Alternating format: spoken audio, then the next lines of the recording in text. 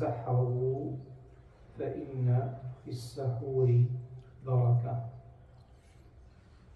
So Anas radiallahu anhu reported the Prophet alayhi salatu wasalam said, do seek the suhoor, eat the suhoor, for there is barakah, there is a blessing in the suhoor. And this is a very obvious hadith. But the barakah, number one, as the scholars mentioned, there is more ability to be able to fast, basically. And the second one, when you wake up for the suhoor, there is the barakah, because that's when Allah subhanahu wa ta'ala sends His mercy to people. So when you get up and you start making dhikr of Allah subhanahu wa ta'ala, doing istighfar, that's a barakah as well. So Allah is pulling you from your stomach, basically, so you can be enrolled in that mercy of Allah subhanahu wa ta'ala. And this is the sunnah that a lot of people abandon. They say, well, I can't fast without suhoor. That is not the sunnah of the Prophet alayhi salatu wasalam. Even on a sip of water or a couple of dates or a couple of bites, that is following the steps of the Prophet sallallahu alaihi wasallam.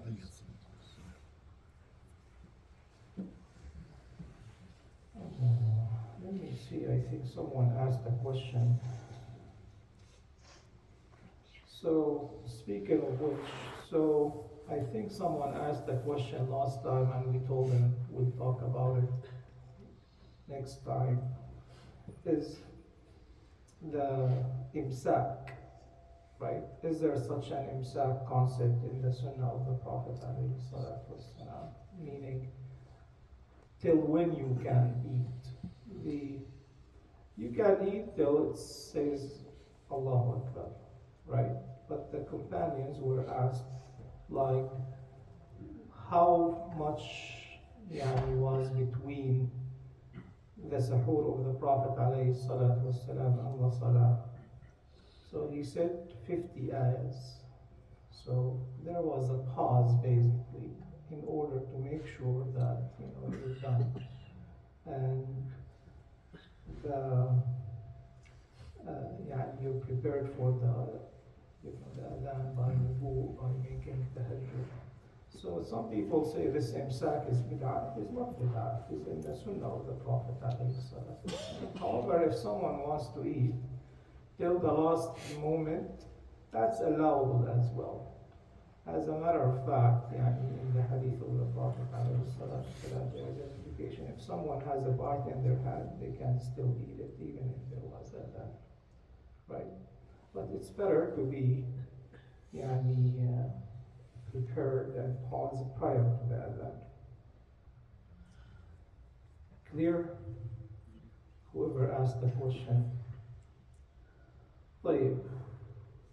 وعن سلمان بن عامر الضبي رضي الله عنه عن النبي صلى الله عليه وسلم قال: إذا أفطر أحدكم فليفطر على تمر.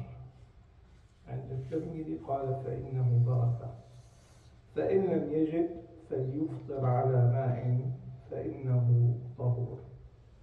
So Salman bin Amir al-Dabbi reported that Prophet ﷺ said, when someone breaks their fast, let it be on some dates, because it's a blessing. And if someone doesn't find it, meaning the dates, then let it be water, for it's pure. So the hadith seems to be obvious, but the scholars actually elaborated further on this. They said, if you don't find dates and you have the fruits and water, so should it be the fruits or should it be the water? Or the sambusa and the bikura? So the first rule says, قَالَ مَا لَمْ تَمَسَّهُ النَّارِ. So something that has not been cooked, something that has not been touched by fire.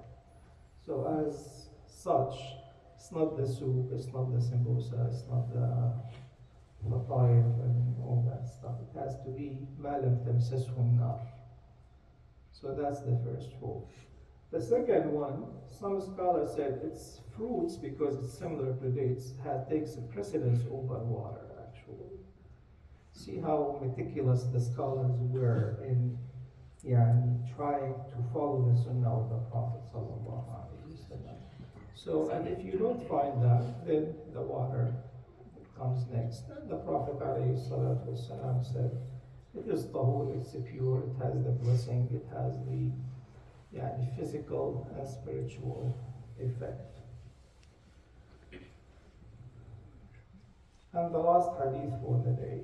قال وعن أبي هريرة قال نهى رسول الله صلى الله عليه وسلم عن الوصال فقال رجل من المسلمين فإنك يا رسول الله تواصل صلى الله عليه وسلم قال وأيكم مثلي إني أبيت يطعمني ربي ويسقيني فلما أبوا أن ينتهوا عن الوصال واصل بهم يوما ثم يوما ثم رأوا الهلال فقال لو تأخر الهلال لزدتكم كالمنكل لهم حين أبوا أن ينتهوا.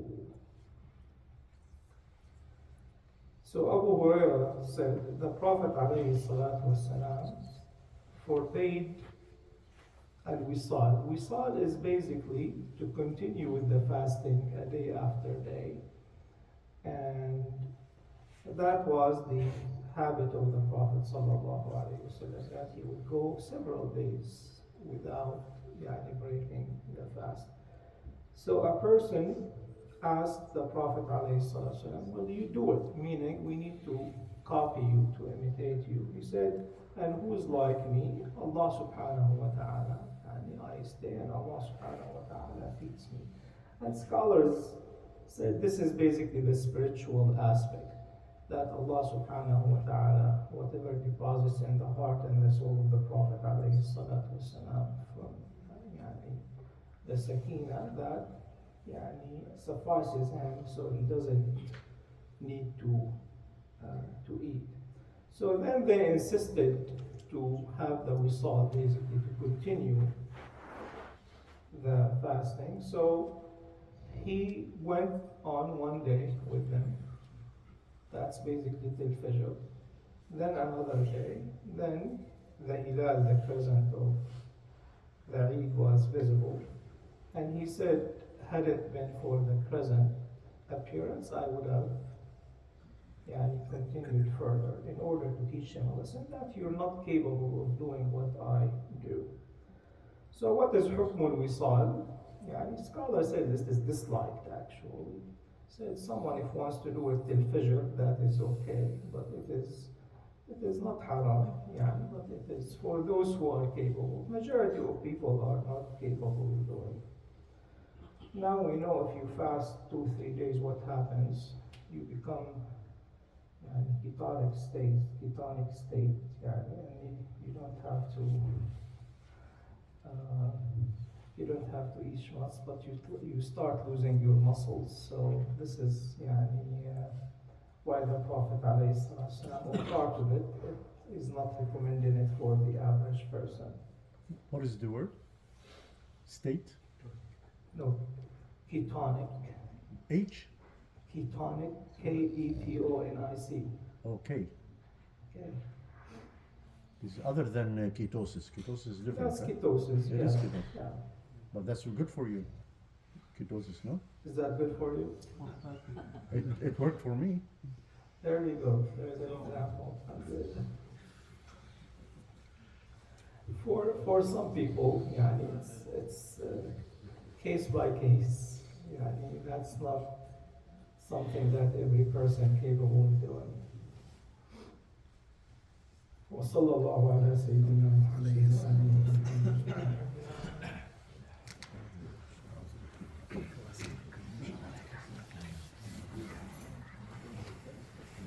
You would also smell them.